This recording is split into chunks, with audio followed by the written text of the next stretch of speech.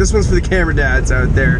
Hopefully goes to show that in a small amount of time we can take some pretty decent photos.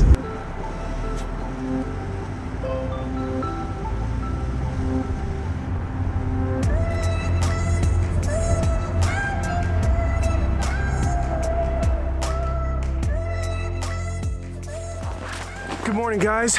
First vlog of 2020, and we are out shooting landscapes. Should be a good day. We got pounded with snow last night, so you know it's gonna really add to the whole effect.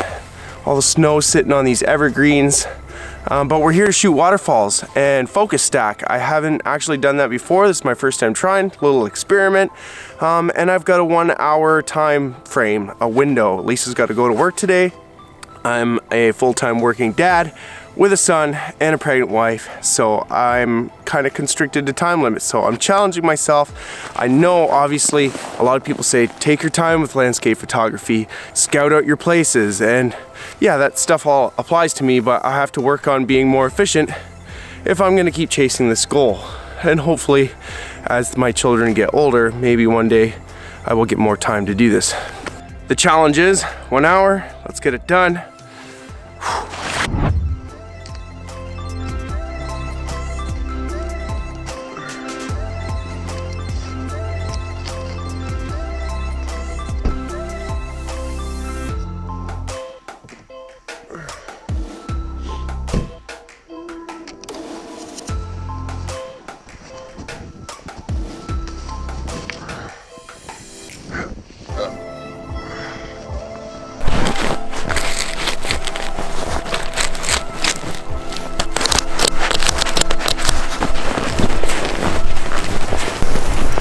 Who's the smart guy that didn't bring a camera strap? This guy. Something all Canadian landscape photographers should have. Snowshoes. Unless of course you hibernate in the winter.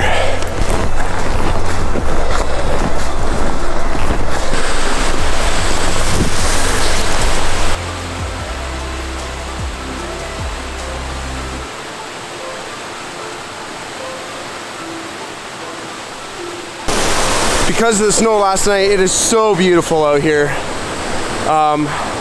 Just so many creative things you could do with the hanging branches. But I'm here for a reason, to get my focus stacking practice in. So I need to find a good composition. Unfortunately, for that type of shot, you kind of want like a long scene so you can stack over time or over a moment. But as you can see, this here is all frozen over river. I can't stand there. I don't know if I'm gonna find a good spot here. I might have to go back to the other side of this river. I'll snow off here to find out where I can be.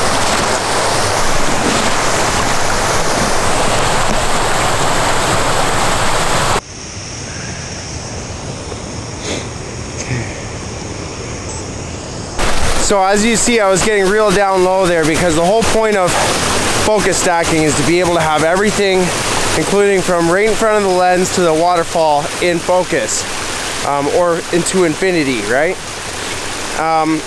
In this scene I've got right now, it's actually fairly short. If I was standing, I wouldn't need to focus stack at all. I could just probably put it to like f8, but just for the sake of practicing, I want to get all the detail in the snow, maybe some of the water, some of the detail around the ice edges here. I want to have it crisp throughout, so I'm going to have it real low, close to the snowbank. I'm going to do something daring here. I might actually even put my tripod right in the river.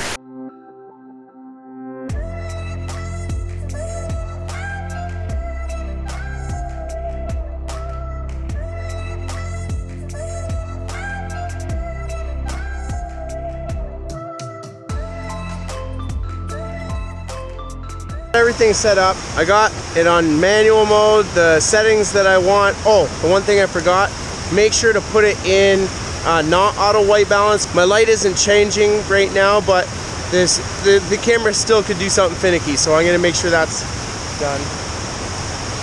I'm gonna leave it on autofocus single, and then when I pull, what I'm gonna do is I'm actually gonna use my touch screen on the back to choose my different points of focus. I'm going to choose 3. One up close in this area here, one in the middle where the water is hitting at the bottom, and then I'm going to focus up on the bridge. And then that way I should be able to get sharp all the way through. I got to put this on. I got my settings set up and it's still too bright. I want it at least a half, so I got to put my ND filter on. This is a variable, not typically a good idea, but I'm not going to be out here calculating my times. I pretty much got it set up. It's just a little too bright. I'm gonna put this on and turn it down until it looks right. Maybe take a couple test shots, and then once I'm ready, then I'll do my different focus points. See how it goes. Unfortunately, it's slightly snowing today, so my lenses might be a little bit speckly.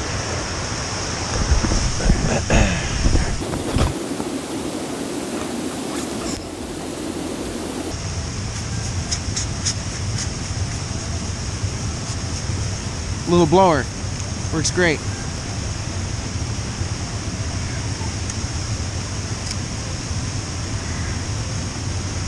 Gonna get even lower.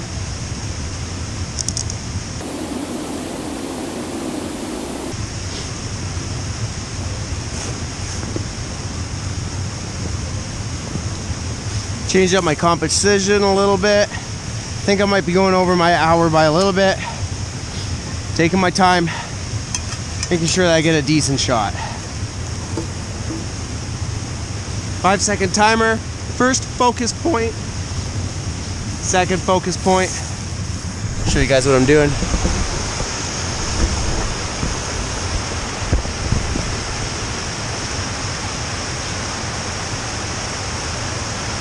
And then my last one up on the bridge.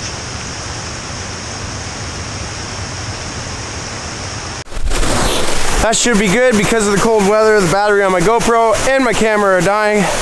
They don't like to last long in the cold. And like I said, I'm over that hour window. Okay, well, the battery died on my camera, and then it's getting low on the GoPro.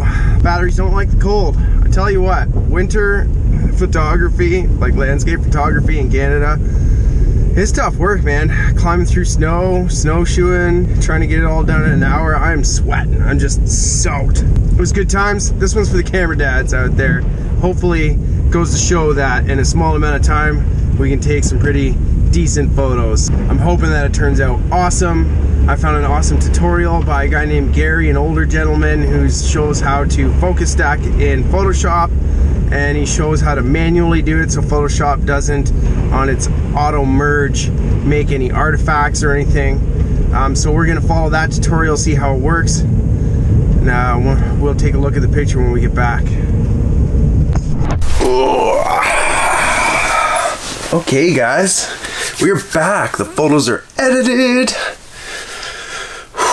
Pumped. I love how this turned out. So I want to start off just before like diving into this photo by mentioning that I tried to take some other photos on the way down, just playing with the composition of those like hanging branches with all snow. I told you guys that snow on the evergreens definitely made the scene way more interesting. Here are the photos. These ones here, they were an aperture priority, and because there was a lot of light, there was a fast shutter speed, and the water was turned out to be like super crisp moving water. Really cool looking shots. Even though I typically like to shoot a silky long exposure waterfall, I also like these ones a lot too, and I want to know what you guys think. Do you prefer the still action shot of a waterfall or like a long exposure silky look? Those are those photos. Now to the photo that we're all here for, the reason why I went out today. So here is the finished image, and in my opinion, I think this looks great. I am super happy with it, especially considering it was my first time focus stacking. Yeah, but there are some things that I could improve on, and that's why I go out and do these short shoots, you know, aside from the fact that I have a family life and time constraints, even though, you know, full-time photographers do too. You got to work with light and so on. But you go out for that small window, come back and analyze, and then you'll know how to make that photo better next time. Practice, and that's what we did today. Before we critique this final image, I want to kind of just dive back into some of the original exposures that we took.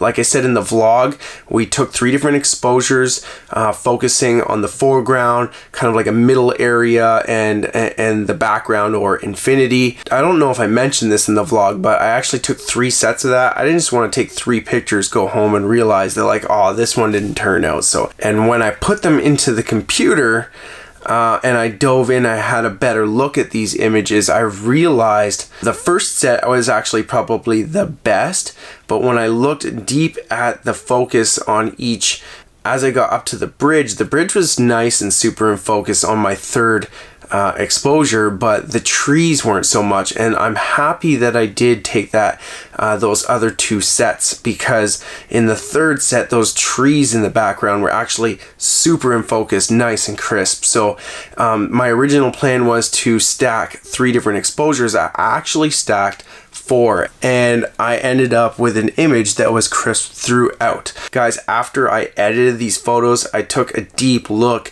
at like 200%, 300% all over this image. I had a lot of busy stuff going on in the branches of these trees with all the snow and the different black and white contrasting areas, and I'm telling you, there was no imperfections in the way this tutorial went for me. So the focus stacking part of this, really happy with the way that turned out.